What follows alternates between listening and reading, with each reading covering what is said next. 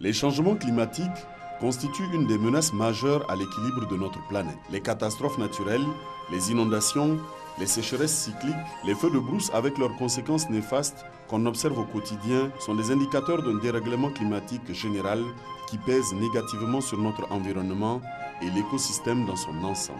On peut se dire que les perturbations climatiques accentuent la vulnérabilité dans le monde rural et font naître de nouveaux enjeux pour le développement agricole et rural. Les proportions très alarmantes de ces menaces climatiques ont poussé les dirigeants de tous les pays à réfléchir sur l'attitude à observer face à cette situation somme toute inquiétante. C'est ainsi qu'au titre des alternatives durables, les spécialistes de la question en ont dégagé deux. D'abord, il faut que les plus grands États pollueurs réduisent leurs émissions de gaz à effet de serre et ensuite procéder à la séquestration de ces différents gaz à effet de serre par un mécanisme biologique naturel. Le protocole de Kyoto auquel le Niger a librement souscrit prévoit le financement des projets de mécanismes de développement propre MDP de type boisement-reboisement dans les pays du Sud pour contribuer à solutionner cette préoccupation mondiale avec notamment l'établissement des nouvelles relations de partenariat entre les pays du Nord et du Sud. Par respect de ses engagements internationaux auxquels il a souscrit, le Niger a initié depuis 2006 le projet de plantation d'acacia Sénégal ou initiative biocarbone dont l'entreprise Achat Service International Asie en est le porteur. Ce projet qui a en ce moment 10 ans est donc l'aboutissement de tout ce processus avec les différents partenaires.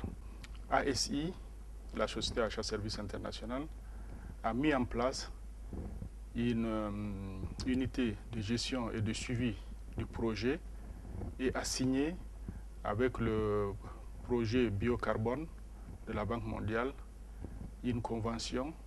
Cette convention a permis donc de réaliser les plantations, de récolter une partie de gomme arabique issue de ces plantations.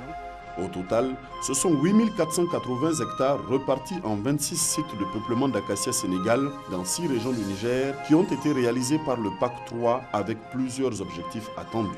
Nous avons d'abord la séquestration du carbone à hauteur de près de 25 000 tonnes équivalent carbone par an, le développement des cultures intercalaires et enfin la production de la gomme à hauteur de 4 600 tonnes en vitesse de croisière par an. Les parties prenantes à ce projet sont d'abord ASI qui est le porteur du projet. Nous avons le PAC, le programme d'action communautaire qui finance les activités, la direction générale des eaux et forêts.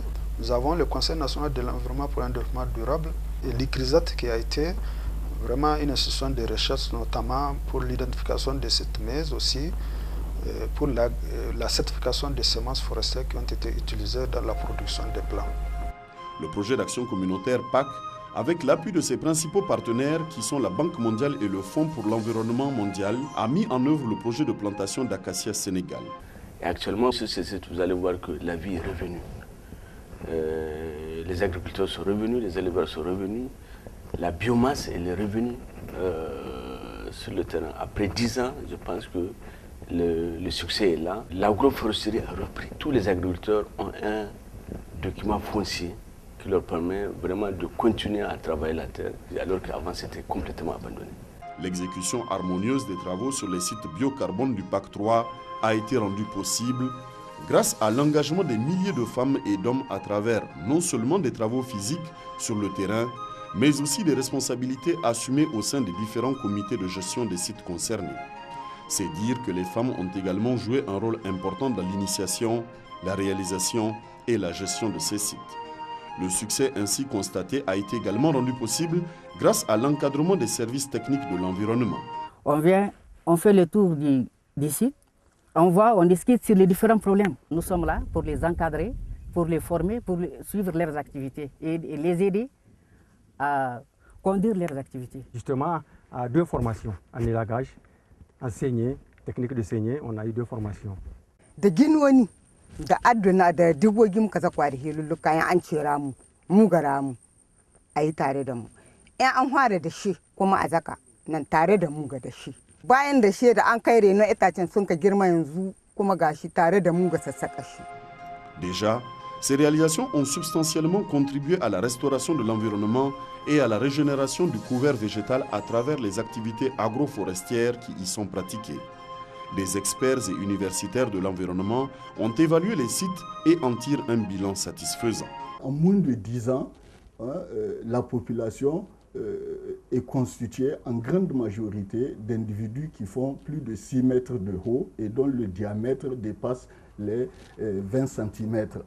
On a constaté effectivement un retour de certaines espèces, tant animales que végétales, qui ont disparu dans les années antérieures.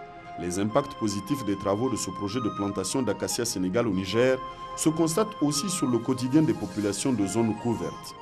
Ce projet a permis un développement d'une conscience environnementale au sein des communautés parce qu'on voit bien sur l'ensemble des sites comment les gens sont mobilisés autour de l'arbre.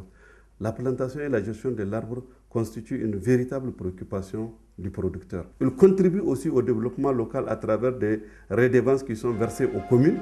Plus de 69 000 emplois ont été créés sur les différents sites. 10 ans après le début des travaux, des milliers d'agro-pasteurs et leurs familles tirent leurs revenus grâce aux retombées de l'exploitation de ces sites.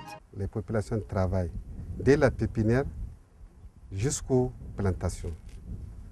Cette population gagne pas mal de choses parce que vous voyez, le transport d'un plant, ça coûte à peu près 25 francs. Donc vous pouvez transporter des milliers et que vous gagnez une somme très importante qui peut vous aider beaucoup dans la gestion familiale. Vraiment, la population a bien bénéficié avec le projet. Pas comme concernant les ouvrages, si les gens font les ouvrages, on les paie. Et ensuite, nos pépiniéristes, eux-mêmes, ils ont gagné. Et aujourd'hui, avec la situation de ce plateau, vraiment, il y a un grand changement qu'on a eu. L'année dernière même, on a commencé à avoir de la gomme. C'est pendant la période des champs. Les gens n'ont pas de quoi aller s'installer dans leurs champs et ils profitent. Toute la famille se présente sur le terrain et quelques instants, vous pouvez avoir banalement des missacs. Et c'est avec ces vivres-là que nous avons débuté les travaux. Et vraiment, c'est le premier bénéfice dont les gens ont bénéficié parce que si ce n'est pas ça, beaucoup de gens allaient partir cette année-là, en 2006. Le projet biocarbone du Niger reste et demeure un exemple de réussite avec un investissement de près de 2 milliards de francs CFA qui ont permis, entre autres, l'atténuation de la crise alimentaire, la réduction sensible de l'exode rural grâce à la création d'emplois. D'importants revenus sont tirés de la confection des ouvrages de récupération de terres dégradées et de la vente de jeunes plants et des activités de plantation de gommiers. Tout d'abord, la récupération de près de 2787 hectares de sols indurés dans les régions où il n'est pas possible de faire des plantations sans un travail préalable du sol.